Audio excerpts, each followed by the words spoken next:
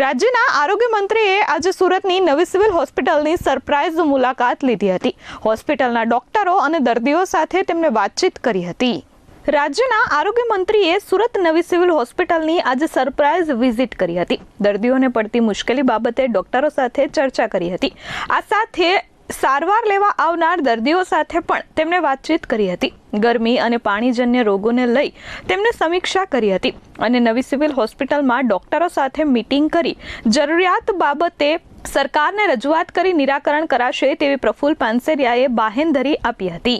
આરોગ્ય વિભાગ દ્વારા ખાલી સુરત સિવિલની ગુજરાતની તમામ હોસ્પિટલો પીએચસી સીએચસી સેન્ટરો આની અંદર આવે છે।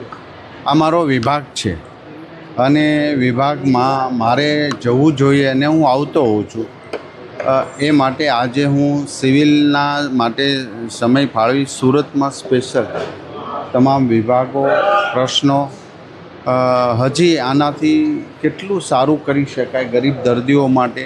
હાલમાં પાણીજન્ય રોગો અને ઉનાળાની ગરમીના આ 5 દિવસ ગરમીની ખૂબ જ આગાહી છે, ત્યારે એને પહોંચી વળવા માટે તમામ ગુજરાતની સિવિલોને સજ્જ રાખી એમના ડૉક્ટરની ટીમ એમની પ્રાથમિક બેઝની 108માં યાતાયાતની અંદર લઈ જવું લાવવું આ બધી જ આરોગ્ય તંત્રે સજ્જ છે જ, પરંતુ સુરત સિવિલથી હું તમામ હોસ્પિટલો અને અમારી પીએચસી સીએચસી સેન્ટરો એ બધી સજ્જ રહે એ હેતુ છે। હું અહીંયા પણ ક્ષતિ છે અથવા કંઈ પ્રોબ્લેમ હશે એ જાણીને રાજ્ય સરકાર દ્વારા એ તરત સૂચના આપીશું।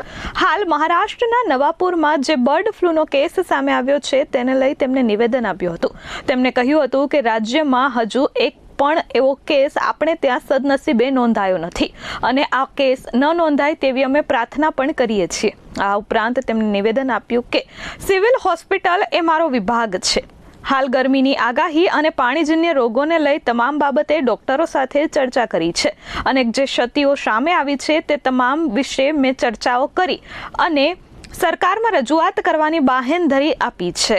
ગુજરાતમાં એક પણ બર્ડ ફ્લૂનો કેસ છે નહીં, કોઈએ ગભરાવાની જરૂર નથી। તો પણ મહારાષ્ટ્રના નંદુબાર જિલ્લામાં જે બર્ડ ફ્લૂના કેસ દેખાયા હતા ને ત્યાં પણ કંટ્રોલમાં છે, પરંતુ ગુજરાતની એ બોર્ડર પર પશુપાલન વિભાગ અને આરોગ્ય દ્વારા સંપૂર્ણ અમારી ટીમ સજ્જ છે।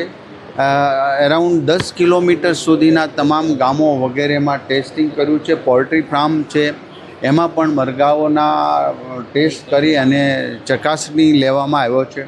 તો ગુજરાતમાં બર્ડ ફ્લૂથી કોઈ ગભરાવાની જરૂર નથી, સાવચેતી રાખવાની જરૂર છે, કારણ કે એક બોર્ડર પરથી ગુજરાતમાં ન આવે અને આજ સુધીમાં એક કેસ આવ્યો નથી, છતાં આરોગ્ય તંત્ર એ બાબતમાં સજ્જ છે અને ચિંતાજનક રીતે આગળ કોઈ પ્રોબ્લેમ ના થાય એ માટે તમામ અમારી ટીમ કામગીરી કરી રહી છે।